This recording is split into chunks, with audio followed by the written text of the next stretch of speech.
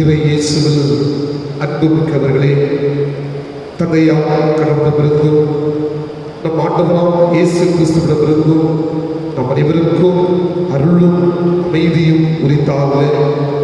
காணொலி மூலம் இந்த தொழுகையில் இணைந்திருக்கின்ற ஒரு அனைவரையும் லக்குழிபுரம் CSC ஆயிரம் சபையின் சார்பில் அன்புடன் வரவேற்றுக் கொள்கின்றோம். இந்த தொழுகை அனைவருக்கும் ஆசீர்வாதமாக அமைய எல்லா இறைவனும் அருள் புரிவாராக. நாம் இணைந்து ஆண்டவரை தொழுவோமாக.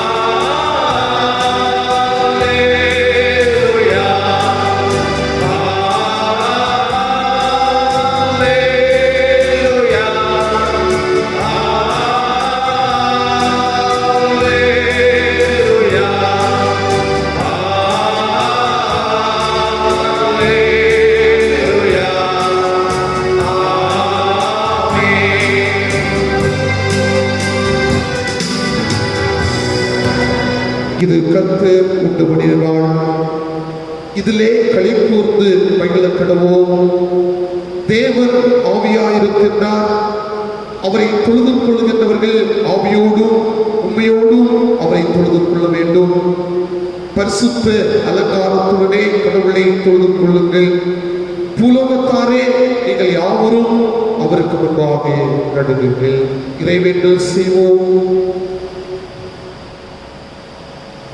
மகா பரிசுத்தமும் மட்டில்லாத கிருபையும் மிகுந்த இரக்கமும் நிறைந்த நல்ல ஆண்டவரே, ஆசீர்வதிக்கப்பட்டு மனமகிழ்ந்து நிறைந்து ஓய்வு நாளுக்காகவும் தெய்வீக ஆராதனைக்காகவும் ஆண்டவருக்கு நன்றி சொல்கின்றோம். இரக்கத்தின் ஆண்டவரே, இந்த 6வது மாதத்தின் நிறைவு ஓய்வு நாளுக்காக ஆண்டவருக்கு ஸ்தோத்திரம். ஆண்டவரே, இந்த மாதம் முழுவதுமாக பலவிதமான இன்னல்கள் மத்தியிலும் நெருக்கடிகளில் மத்தியிலும் ஆண்டவர் எங்களை கண்ணின் கண்மணி போல பாதுகாத்தேன், பராமரித்தேன். இந்த நேரத்திலும் உம்முடைய சமூகத்தில் இணைந்து வந்தவர்களாக, இல்லங்களில் குடும்பமாக இருந்து உம்முடைய திருச்சமூகத்தை வாஞ்சிக்கின்ற அன்புக்குரிய பிள்ளைகளாக உம்முடைய திருச்சமூகத்தை நோக்கி பார்ப்பதற்கு, ஆண்டவரை மகிமைப்படுத்துவதற்கு, ஆண்டவர் செய்த நன்மைகளை எண்ணி பார்ப்பதற்கு ஆண்டவர் தந்த கிருபைக்காக நன்றி சொல்லுகின்றோம். இந்த தொழுகையை ஆண்டவர் எங்களுக்கு ஆசீர்வாதமாக்கி தாரும். இந்த தொழுகையிலும் பாடுகின்ற பாடல்கள், படிக்கின்ற திருமறை பகுதி, சிந்திக்கின்ற ஆண்டுடைய வார்த்தைகள் எல்லாம் ஆண்டவர் பார்வையில் அருமையாக இருக்க ஆண்டவர் நாங்கள் செபிக்கின்றோம். இந்த தொழுகையில் நிறைவரையிலும் ஆண்டுடைய பிரசனம் அங்கே இருக்கட்டும். துதிகர மகிமையாவற்றையும் ஆண்டவருக்கே செலுத்துகிறோம். மீட்பர் மூலம் ஜெபங்களும் அன்புரை நல்ல கடவுளே, ஆண்டவரை மகிமைப்படுத்தும் அளவாக நாம் அனைவரும் எழுந்து இணைந்து ஞான பாடலில் 13வது ஞான பாடலை பாடுவோம். ஞான பாடலில் 13, கர்த்தாவே உம்மை துதிப்பேன் மகா மகிழ்ச்சியாக, என்றென்றைக்கும் உம்மை போற்றுவேன் உத்தம பணிவாக என்ற பாடல். ஞான பாடல் 13.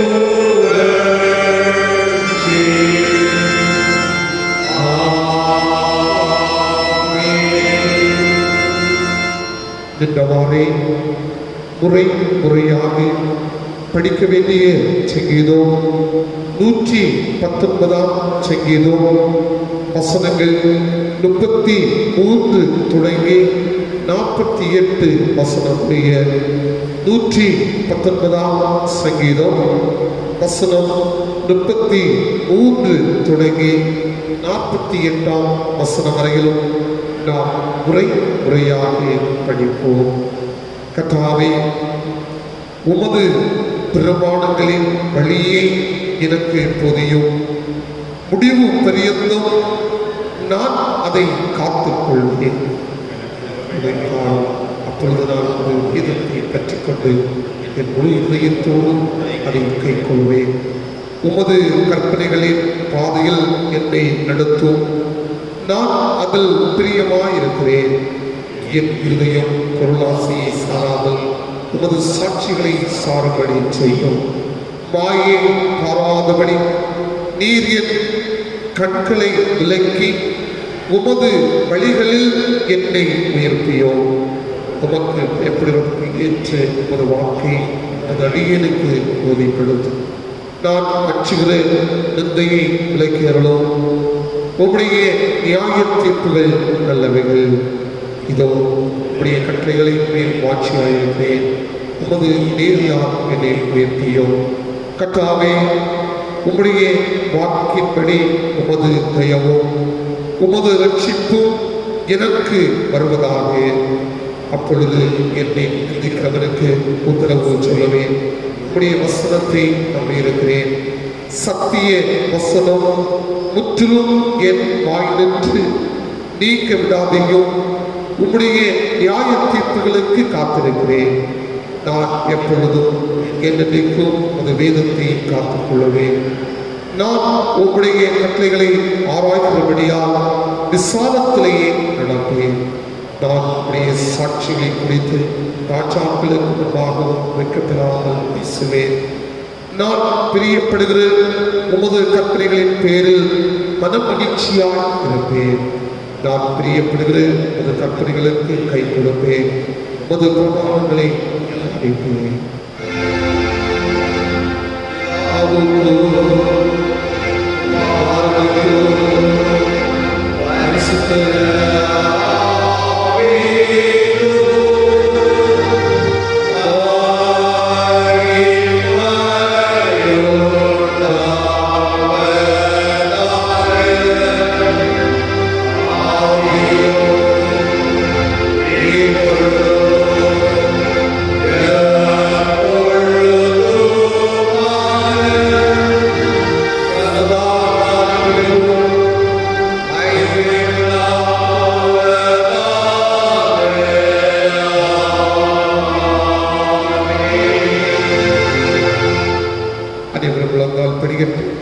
நம்முடைய பாவங்களை நாம் அறிக்கை செய்வோம்.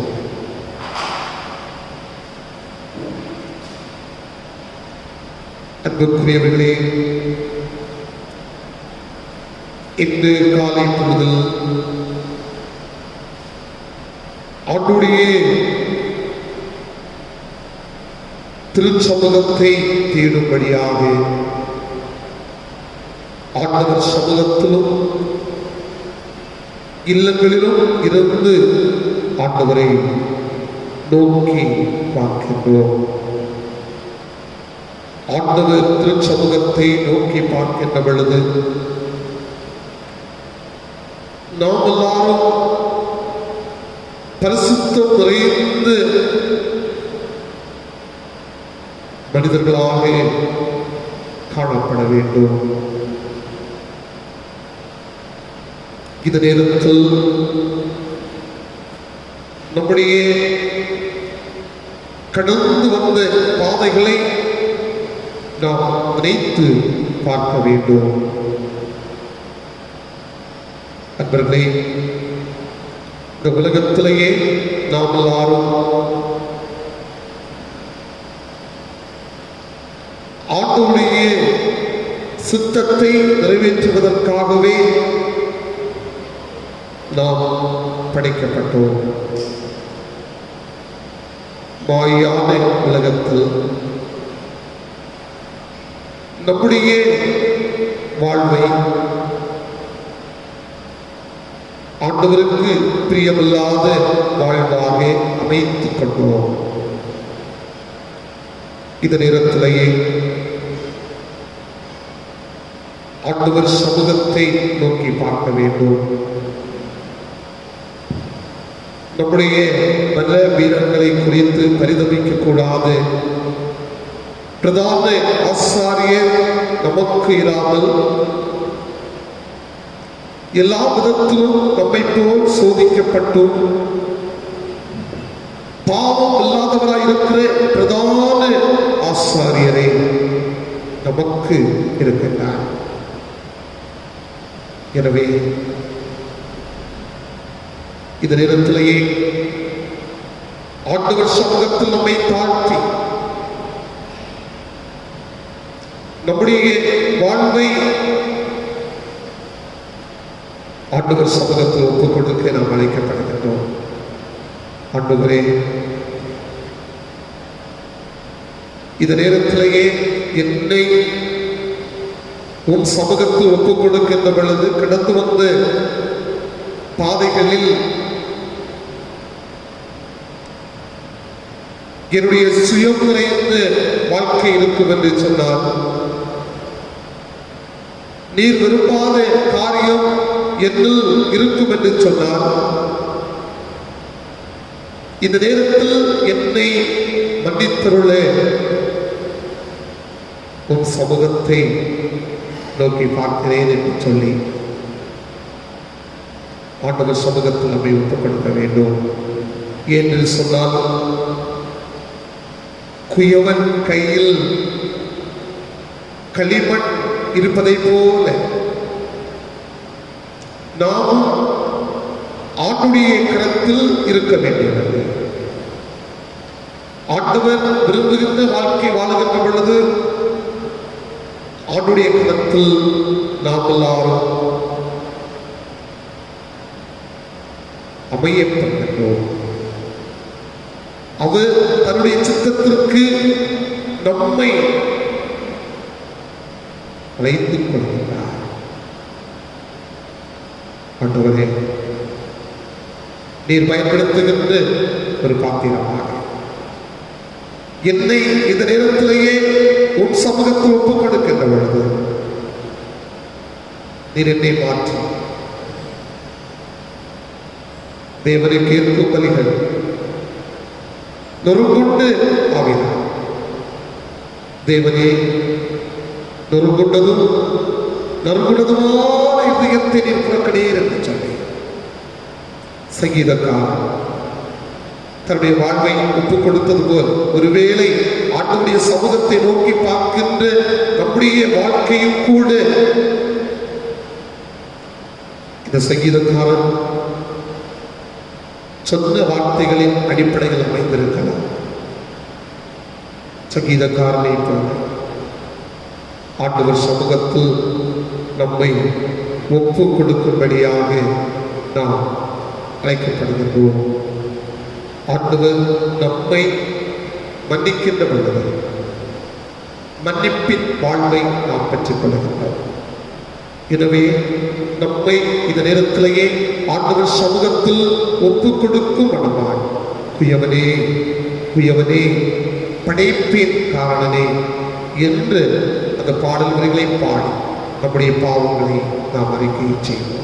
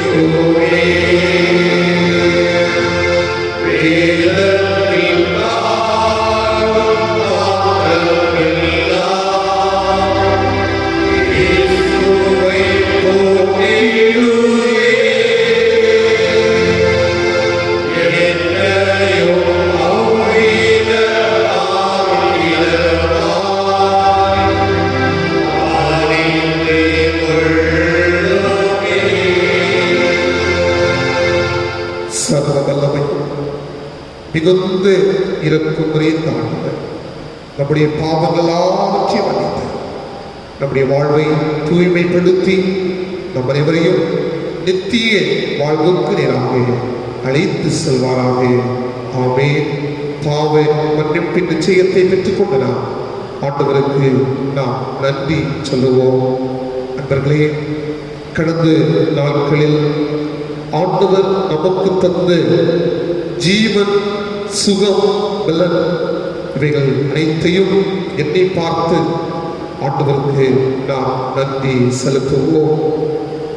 நம்முடைய கைகளின் பிரயாசங்களை கடவுள் வாய்க்கை செய்திருக்கின்றார்.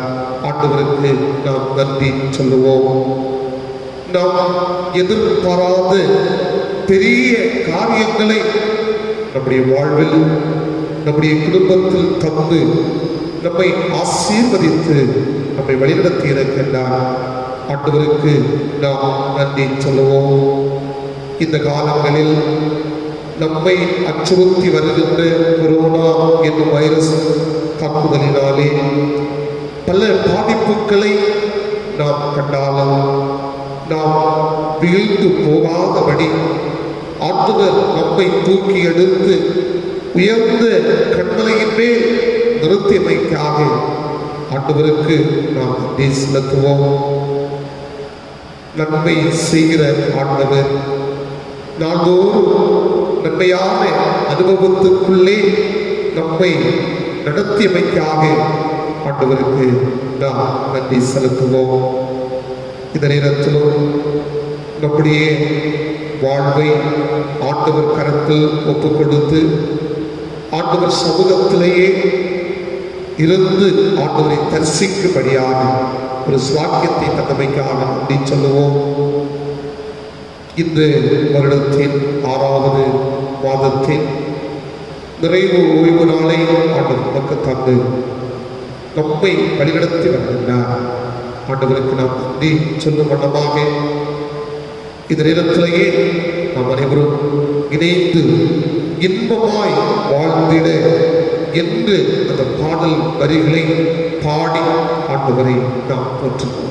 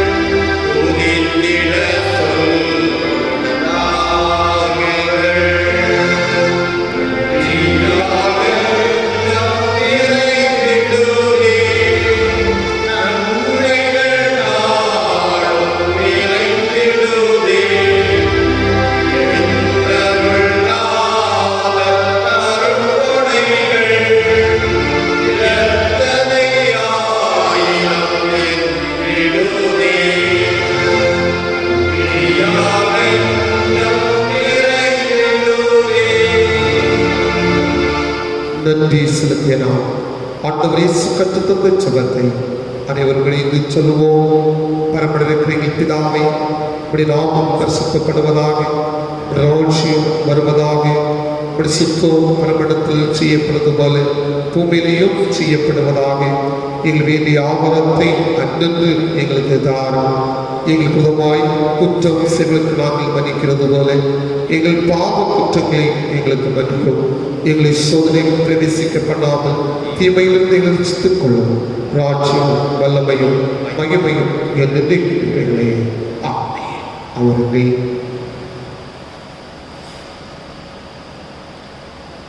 படிக்கும்படியாக தெரிந்து கொண்டு திருமறை பகுதி யாத்திரையாகவும் புஸ்தகம் 3ஆம் அதிகாரம் வசனங்கள் 7 தொடங்கி 12 வசனங்கள் முடிய படிக்கின்றேன், கேளுங்கள்.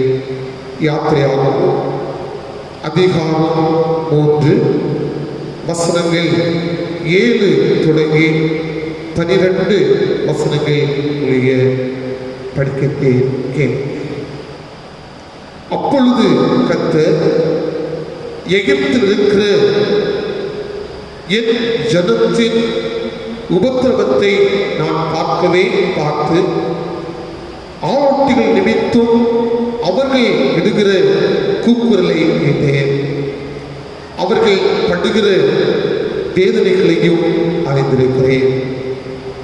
அவர்களை எகிப்தியரின் கைக்கு விடுதலையாகவும் அவர்களை அந்த தேசத்திலிருந்து நீக்கி கானானியரும் ஏத்தியரும் எமோரியரும் பெரிசியரும் ஏவியரும் எபூசியரும் இருக்கிற இடமாகிய பாலும் தேனும் ஓடுகிற நலமும் விசாலமான தேசத்தில் கொண்டு போய் சேர்க்கவும் இறங்கினேன். இப்பொழுதும் இஸ்ரவேல் புத்திரரின் கூக்குரல் என் சன்னதிகள் வந்து எட்டினது. எகிப்திய அவர்களை ஒடுக்குதலையும் கண்டேன்.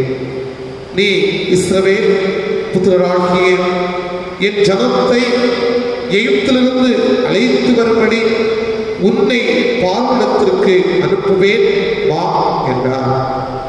அப்பொழுது மோசே தேவனை நோக்கி, பார்வனிடத்திற்கு போகவும் இஸ்ரவேல் புத்திரரை எகிப்திலிருந்து அழைத்து வரவும் நான் எம்மாத்திரம் என்றார். அதற்கு அவர், நான் உன்னோடே இருப்பேன். நீ ஜனத்தை எகிப்திலிருந்து அழைத்து வந்த பின் நீங்கள் இந்த மலையில் தேவனுக்கு ஆராதனை செய்வீர்கள். நான் உன்னை அனுப்பினேன் என்பதற்கு இதுவே அடையாளம் என்றார். அதற்கு அவர், நான் உன்னோடே இருப்பேன். நீ ஜனத்தை எகிப்திலிருந்து அழைத்து வந்த பின் நீங்கள் இந்த மலையில் தேவனுக்கு ஆராதனை செய்வீர்கள். நான் உன்னை அனுப்பினேன் என்பதற்கு இதுவே அடையாளம் என்றார். படிக்க வேண்டிய திருமுறை பகுதி படித்து முடிந்தது. கடவுளே, உமக்கு புகழ்ச்சி உண்டாகட்டும்.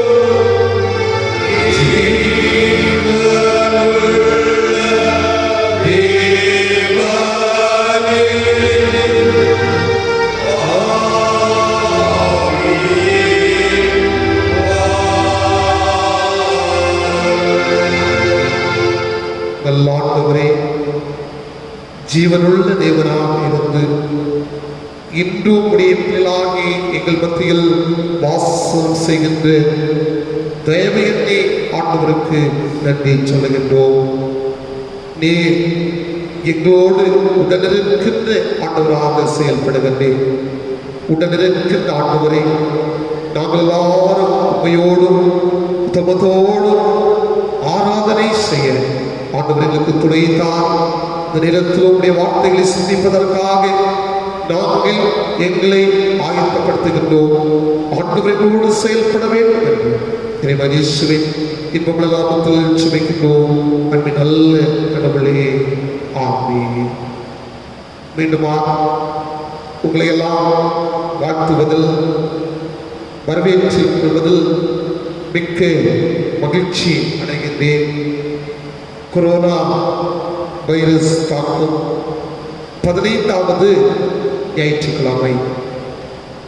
அன்பர்களே, ஒவ்வொரு நாளும் ஆண்டவர் சமூகத்தை நாம் எல்லாரும் வாஞ்சிக்க, ஆண்டவருக்கு பயந்து இந்த உலகத்தில் வாழ, ஆண்டவர் நம் அனைவரையும் பாதுகாக்க ஆண்டவர் சமூகத்தை நோக்கி பார்ப்பது நம்முடைய கடமையாக இருக்கிறது. நாம் நம்மை முழுவதுமாக ஆண்டவர் கருத்திலேயே ஒப்புக் கொடுப்போம். இந்த நேரத்திலும் சற்று நேர சிந்தனைக்கு துணையாக தெரிந்து கொண்ட திருமுறை வசனம் நாம் படிக்க கேட்டு யாத்திரையாகவும் 3ஆம் அதிகாரம் 7வது வசனத்தை நான் படிக்கின்றேன்.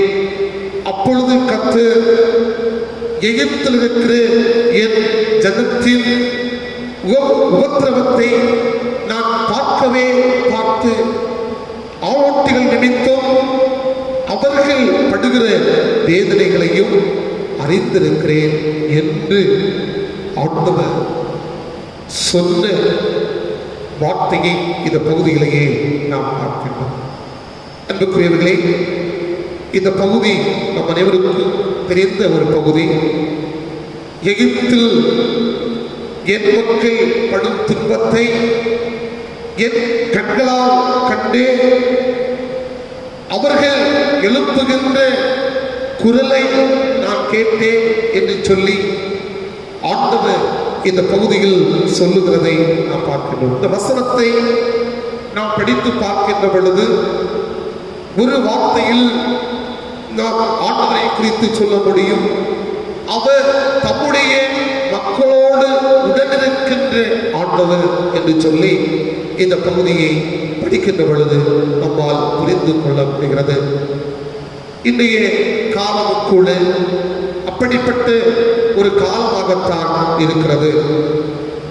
உலகத்தின் மக்கள் கொடிய கொள்ளை நோயினால் பாதிக்கப்பட்டு கொண்டிருக்கின்ற ஒரு காலச்சூழல். ஒரு பக்கத்திலேயே ஆண்டவரே ஆண்டவரே, இந்த கொள்ளை நோயிலிருந்து எங்களை எல்லாம் விடுதலையாகவும் என்கின்ற ஒரு கூக்குரல் ஆண்டவர் சமூகத்தை நோக்கி கேட்கின்ற ஒரு சூழலை இன்றைய காலத்திலேயே பார்க்கப்படுகிறது.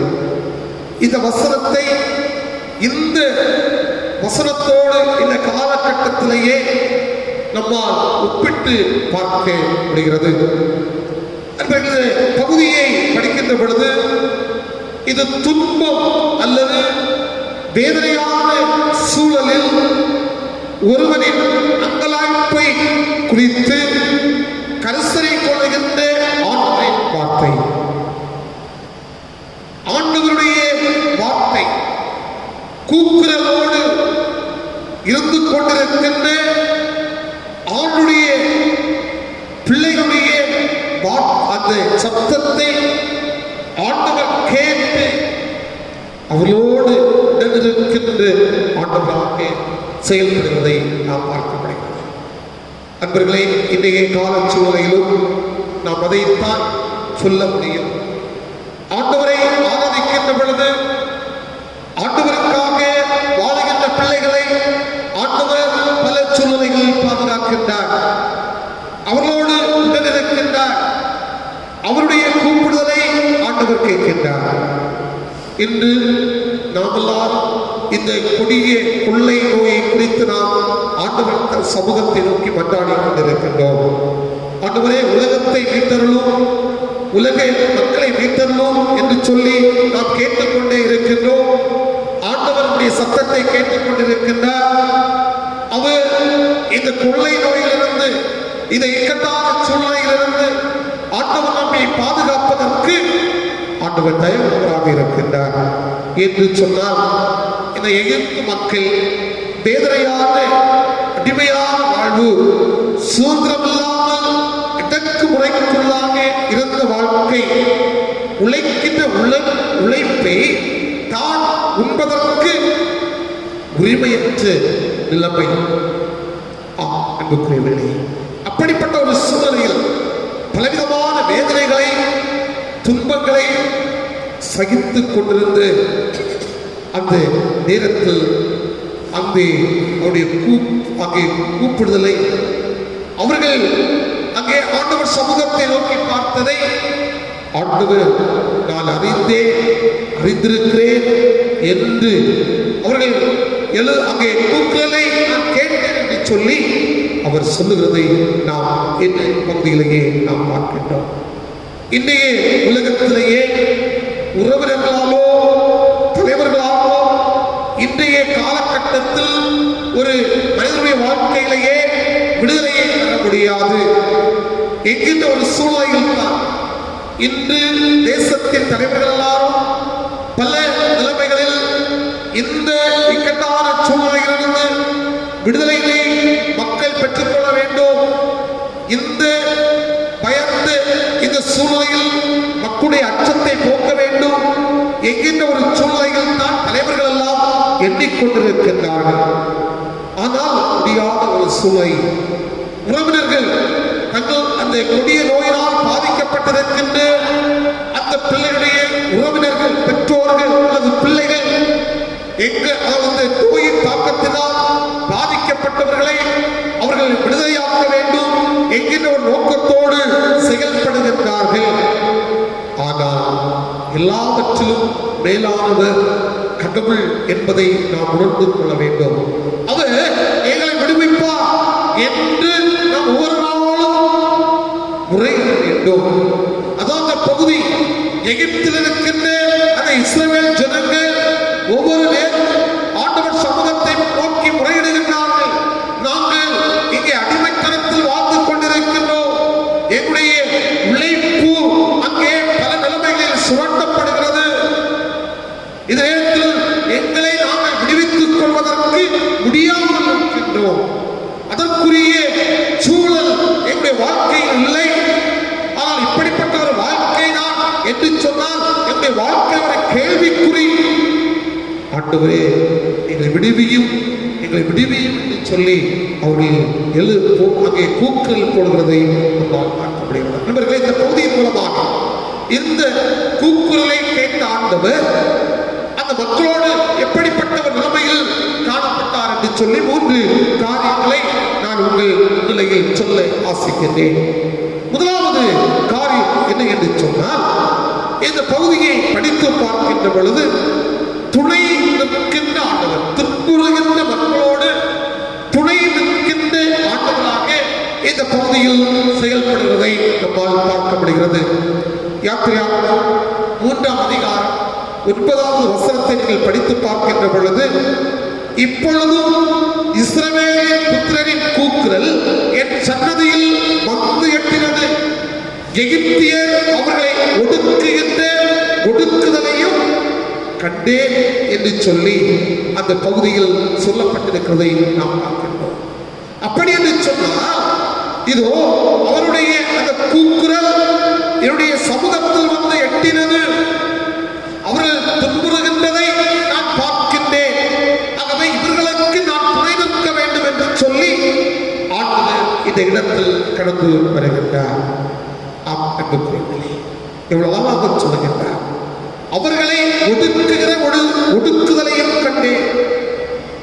தெளிவான ஒரு வார்த்தையை ஆண்டவர் சொல்லி அந்த மக்களை மீட்பதற்கு அவரோடு கூட உடனிருக்கின்றார். நண்பர்களே, நமது வாழ்வில் வரும் பிரச்சனைகளினாலும் நம்முடைய வாழ்க்கையில் வருகின்ற துன்பத்தினாலும் நாம் சோர்ந்து போய் நாம் என்ன நினைக்கின்றோம்? கடவுள் என்னை கைவிட்டு விட்டார், என்னுடைய வாழ்க்கையில் அவர் செயல்படவில்லையோ, அவர் என்னிடத்தில் அன்பாக இல்லையோ என்கின்ற ஒரு கேள்வியை நாம் கேட்கின்றோம்.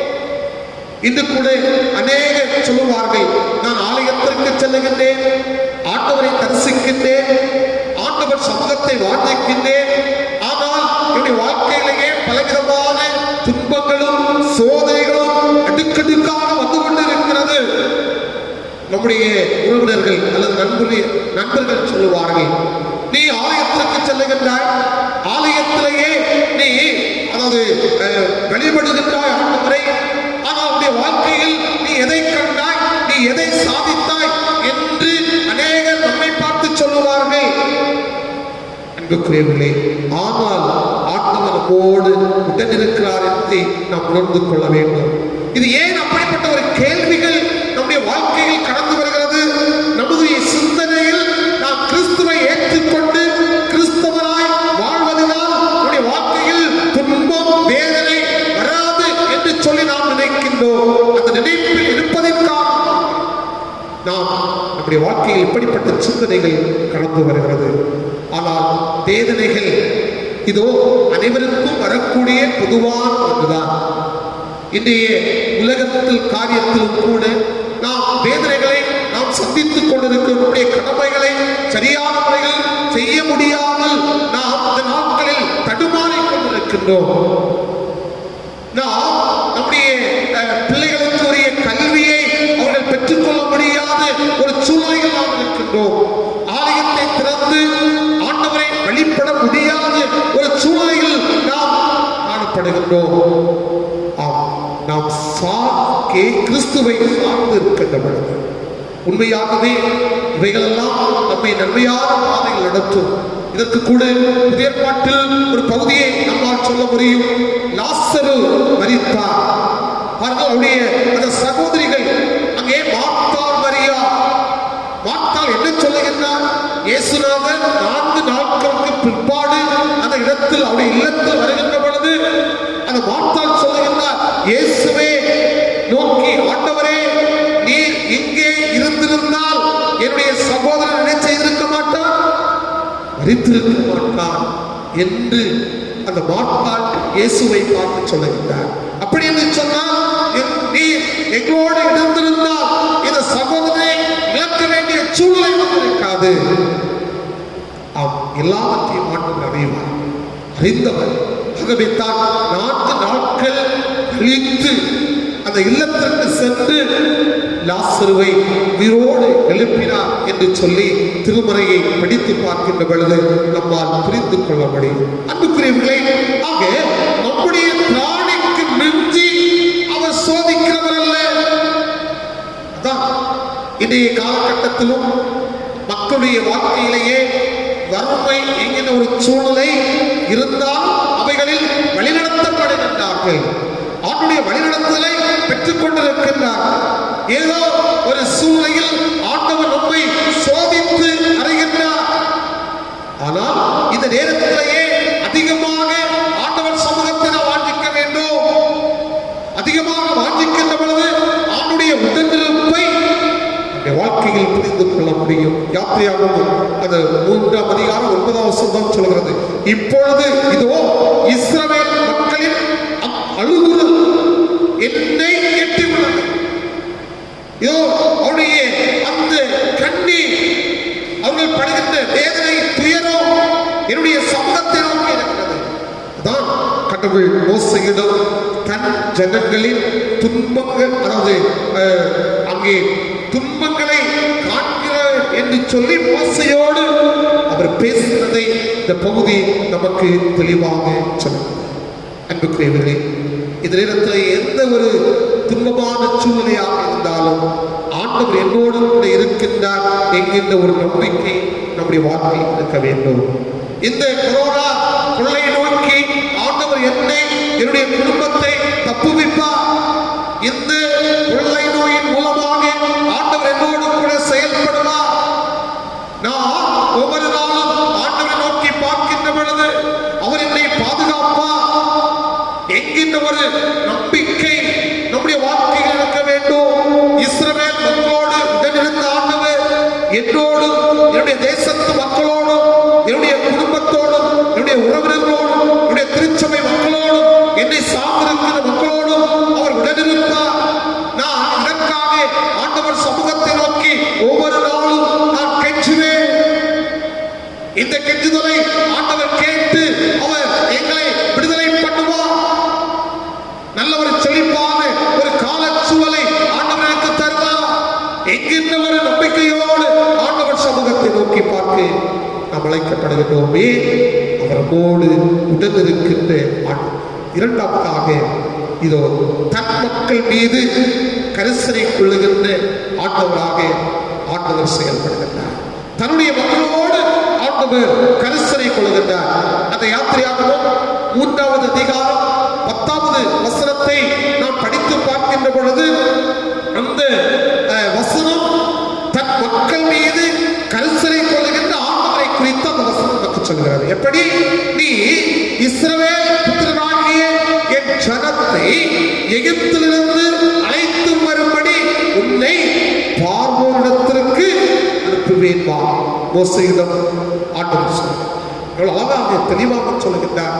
மோசே அழைக்கின்றார் தன்னுடைய மக்கள் மீது கரிசனை கொண்டு.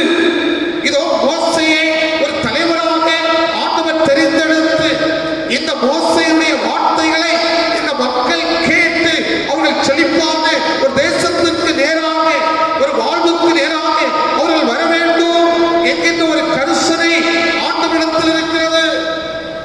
அன்புக்குரியவர்களே, இந்த நேரத்திலேயே நாம் ஒருவேளை நினைக்கலாம், ஆண்டவர் என்னுடைய குடும்பத்தை குறித்து கரிசனை கொள்ளாமல் இருக்கிறாரோ, என்னை குறித்து அவர் கரிசனை கொள்ளாமல் இருக்கிறாரோ, என்னுடைய வாழ்வை குறித்து அவர் கரிசனை உடையவராக இருக்கின்றாரோ என்கிற ஒரு கேள்வி.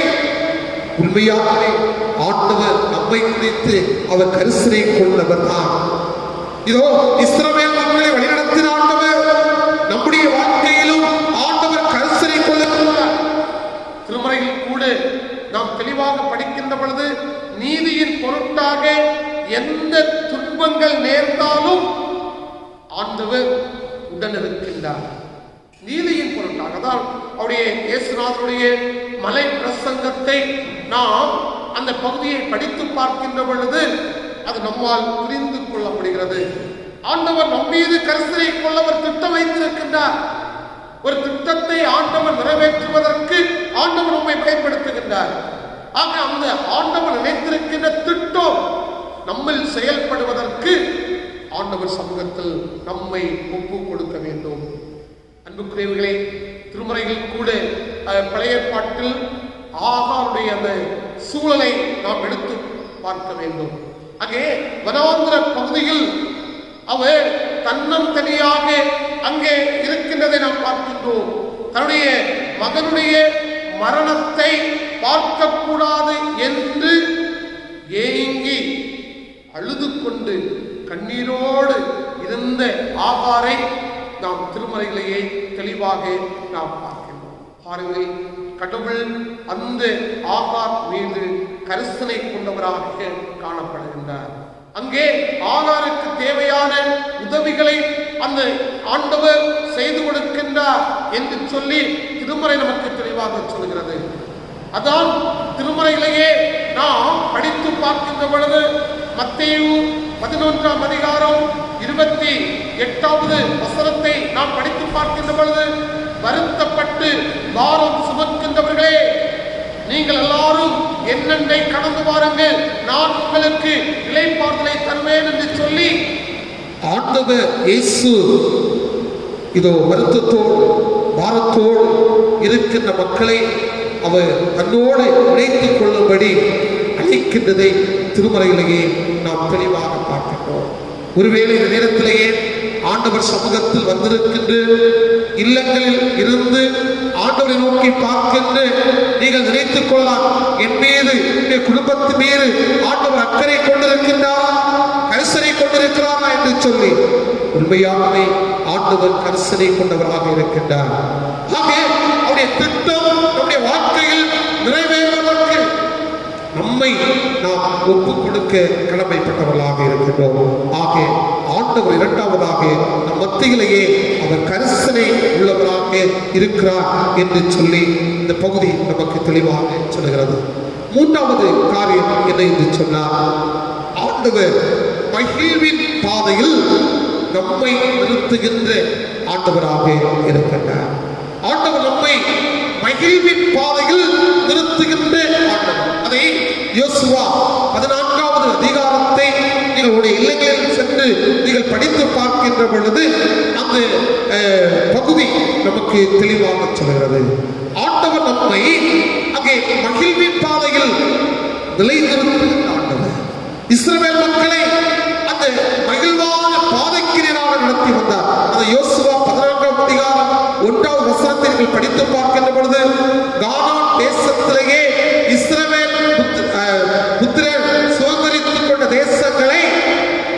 அங்கே கர்த்தர் மோசேயை கொண்டு கட்டளையிட்டபடி சீட்டு போட்டு என்று சொல்லி அங்கே மகிழ்வின் பாதையில் நடத்துவதற்கு அதற்குரிய ஆயத்தங்களை அங்கே ஆண்டவர் காண்பித்ததை இந்த பகுதிகளிலே நாம் பார்க்கின்றோம்.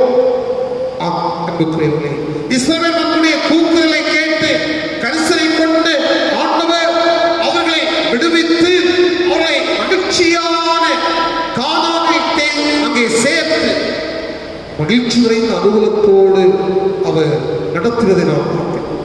அது பாவம் தேடும் ஓடை என்ற கானான் என்று சொல்லப்படுகிறது.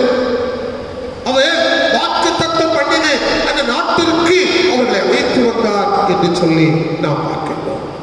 அன்பர்களே, மரியா உபதேசியாரை குறித்து நீங்கள் எல்லாம் அறிந்திருப்பீர்கள். பல பாடல்களை நம்முடைய பாடல் புத்தகத்திலேயே ஞான கீர்த்தனைகளிலேயே அவர் எழுதியிருக்கிறதை நாம் பார்க்கிறோம். பாருங்கள், அவர் பல இடங்களிலேயே ஆலயங்களை கட்டி ஆண்டவரை ஆராதிப்பதற்கு வழிவகை செய்தவர். ஒரு கிராமத்திலேயே விதமாக ஆலயத்தில் ஆண்டவரை ஆராதித்துக் கொண்டிருந்த பொழுது அவரை கொலை செய்வதற்காக ஆலயத்தை தீக்கிரையாக்கும்படி திட்டமிட்டு அதன்படி செயல்படுகின்றார்கள். ஆலயத்தை தீக்கிரையாக்கினார்கள். அவர் அந்த கயவர்களிடமிருந்து அந்த மரியா உபதேசியா அங்கே தப்புவிக்கப்படுகின்றார். பல நிலைமைகளில் பாருங்கள், ஒரு குகைக்குள் அவர் செல்லுகின்றார். அந்த கயவர்களை கண்டு பயந்து ஒரு குகைக்கு செல்லுகின்றார். அப்பொழுதுதான் ஒரு பாடலை பாடினார். கீர்த்தனையில் உள்ள என்னையா தினம் உன்னை நம்பி இருப்பதறியாயோ, மனம் தேங்கும் என் களி நீங்கும்படி பாங்கை புரியாயோ என்ற பாடலை மரியா உபதேசியா அந்த குகையில் இருந்து அவர் பாடின பாடல். இந்த வரிகள் அன்புக்குரியவர்களே, இதை அந்த கிராமத்தில் உள்ள அதாவது தலைவர் அறிகின்றார். இது ஆலயம் தீக்கிரையாக்கப்பட்டது. இதோ மரியா உபதேசியா இவர் அங்கிருந்து அவர் அந்த கயவர்களை கண்டு ஓடோடி சென்று விட்டார்.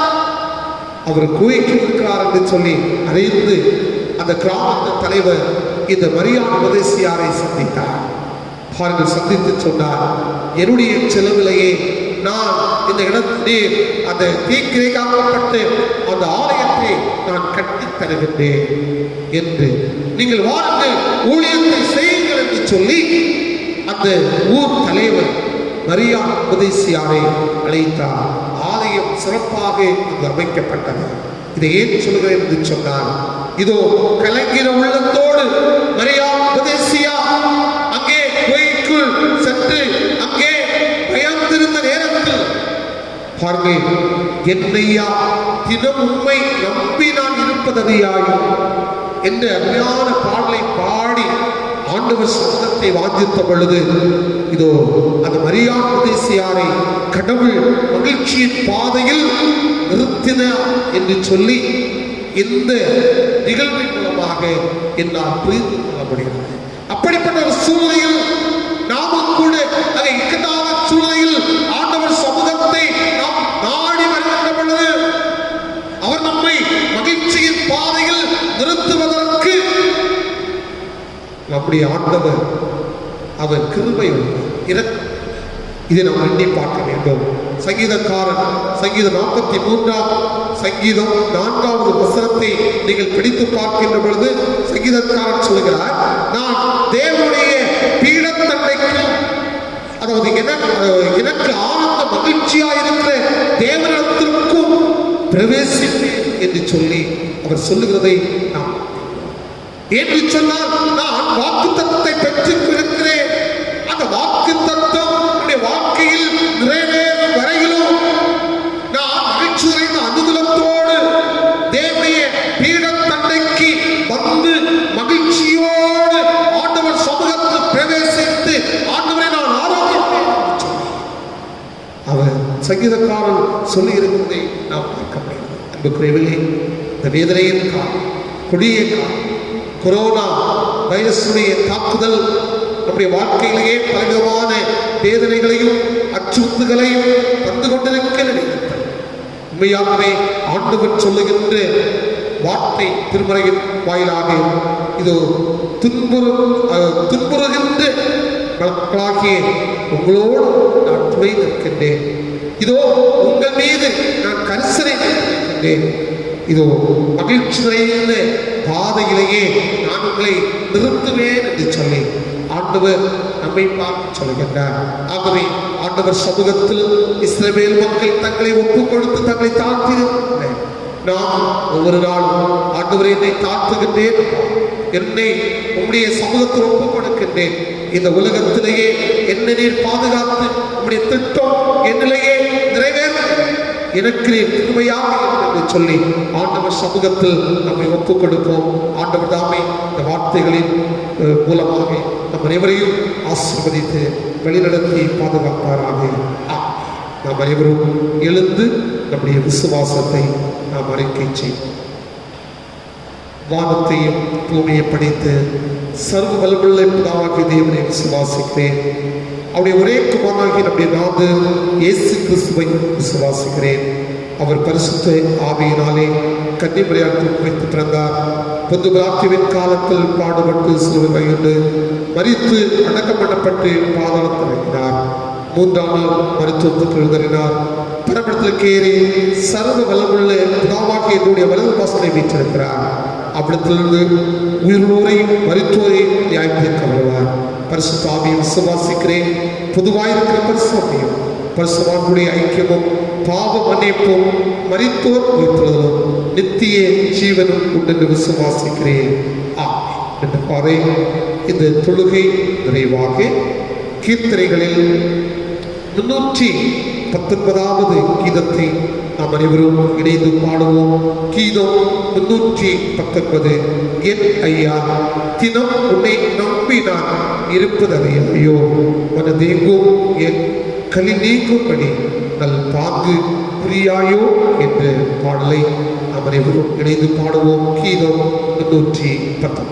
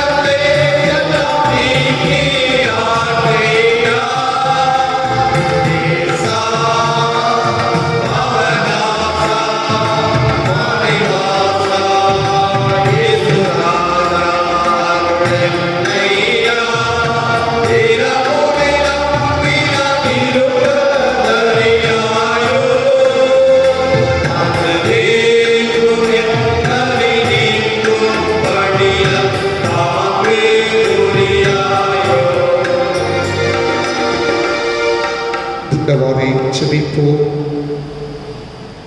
எங்களை எல்லாம் வழிநடத்தி வாழ்வுக்குரிய ஆசீர்வாதங்களை தந்து எங்களோடு உடனிருந்து செயல்படுகின்ற அன்பு நிறைந்த நல்ல ஆண்டவரே, ஆசீர்வாதமான இந்த ஓய்வு நாளுக்காக ஆண்டவருக்கு நன்றி சொல்லுகின்றோம்.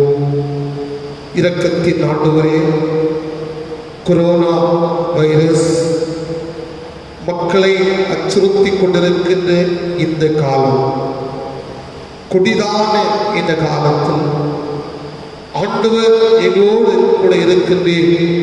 அதற்காக ஆண்டவருக்கு ஸ்தோத்திரம் செலுத்துகின்றோம். அன்று இஸ்ரவேல் மக்கள் ஆண்டவரே தம்முடைய வாழ்க்கையின் வேதனையிலிருந்து, அடிமைத்தனத்திலிருந்து உம்முடைய திருச்சமூகத்தை நோக்கி பார்த்த பொழுது ஆண்டவர் அன்பு மக்களுடைய கூக்குரலை கேட்டு செழிப்பான காலத்திற்குள்ளாக, தேசத்திற்குள்ளாக ஆண்டவர் அழைத்து வந்தேன் என்று திருமறை எங்களுக்கு சொல்லுகிறது. ஆம் தந்தையே, இந்த கொடிதான இந்த காலத்தில் ஆண்டுடைய இரக்கத்தை ஒவ்வொரு நாளும் நாங்கள் பெற்று மகிழ்ச்சி நிறைந்த அனுகூலத்தோடு வாழ ஆண்டவர் எங்கள் ஒவ்வொருவருக்கும் துணை தர வேண்டும் என்று ஆண்டவர் நோக்கி நாங்கள் செபிக்கின்றோம். இந்த உலகத்திலேயே ஆண்டவரை குறித்த பயம் மக்கள் மத்தியில் இல்லை. இதோ ஆண்டவருக்காக வாழக்கூடிய ஒரு சூழல் இல்லை என்பதை ஆண்டவர் புரிந்திருக்கலாம். ஆனால் ஒரு விசை ஆண்டவர் எங்கள் அனைவரையும் மன்னித்து ஆண்டவர் கொள்ளை நோயிலிருந்து எங்கள் ஒவ்வொருவரையும், தேசத்தையும் மக்களையும் ஆண்டவர் பாதுகாத்துக் கொள்ள வேண்டும் என்று ஆண்டவரோடு நாங்கள் ஜெபிக்கின்றோம்.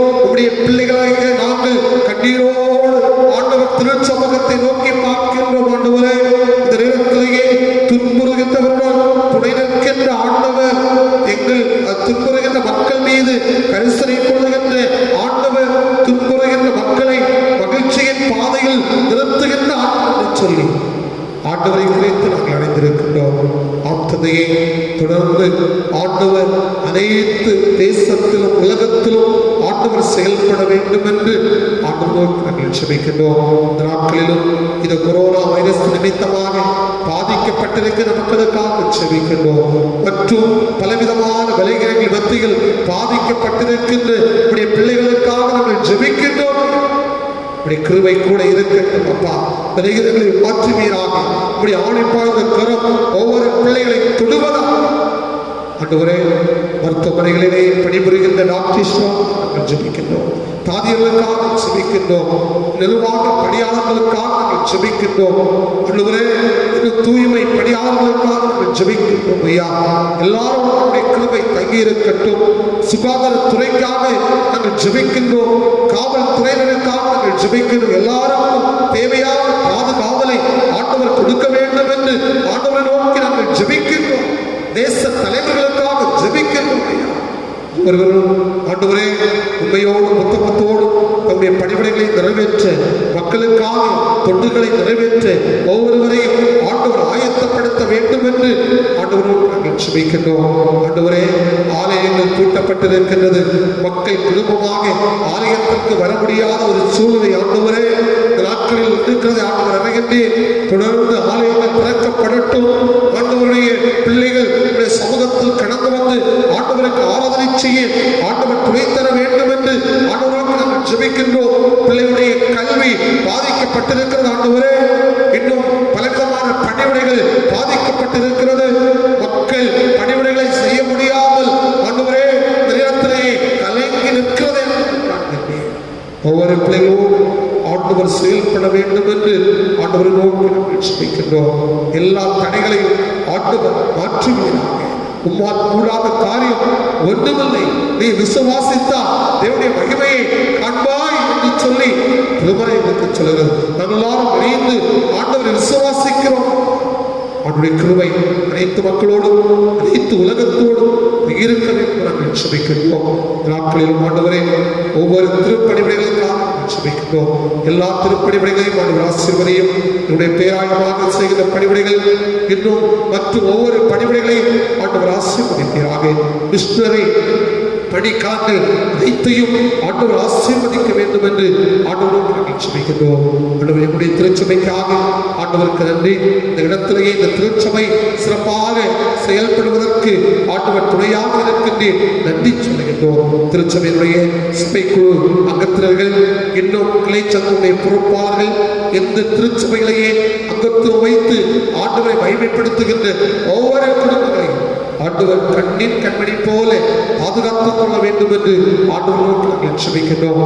தூரமான இடங்களில் வெளிநாடுகளில் இருக்கின்ற நம்முடைய திருச்சபையை சார்ந்த எல்லா பிள்ளைகளுக்காக ஜெபிக்கின்றோம். தூரமான இடங்களில் இருந்தால் ஆண்டவர் கண்ணின் கண்மணியை போல பாதுகாத்துக் கொள்ள பராமரித்துக் கொள்ளும் குடும்பத்தாருக்கு நல்ல செய்தியை ஆண்டவர் தர வேண்டும் என்று ஆண்டவரை நோக்கி நாங்கள் வேண்டுதல் செய்கின்றோம்.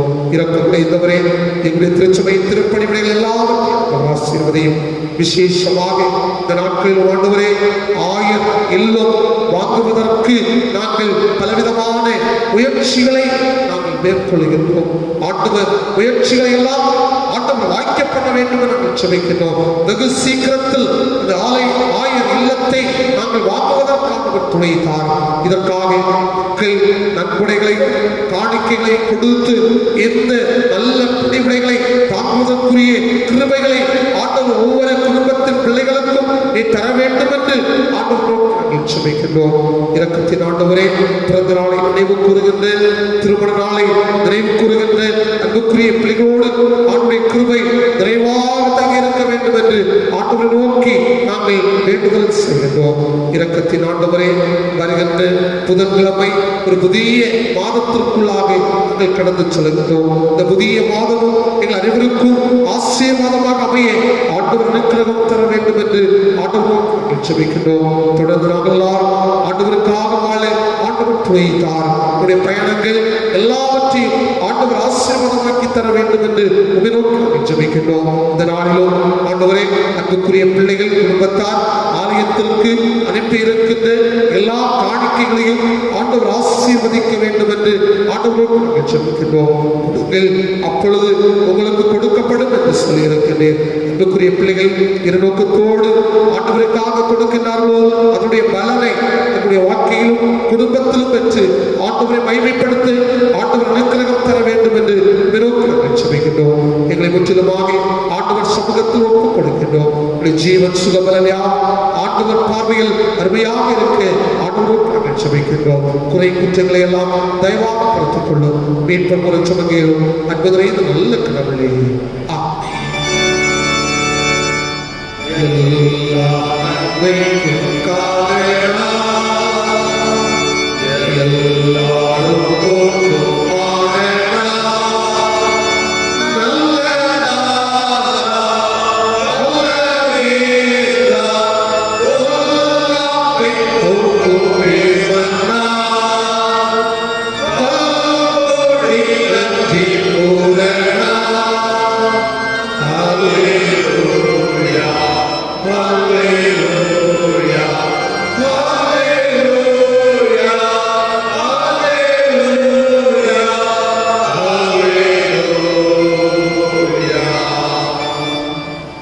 கடவுளின் இரக்கமுள்ள கிருபைக்கும் பராமரிக்கும் உங்களை ஒப்புவிக்கிறோம்.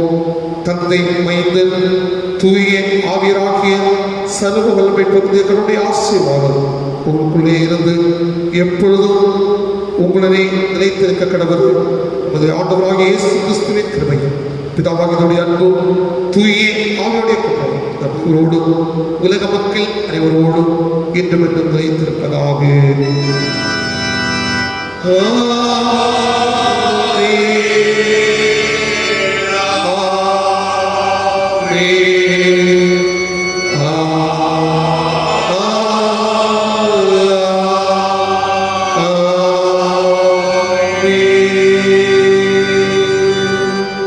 ஆண்டவர்களோடு இருப்பாராக.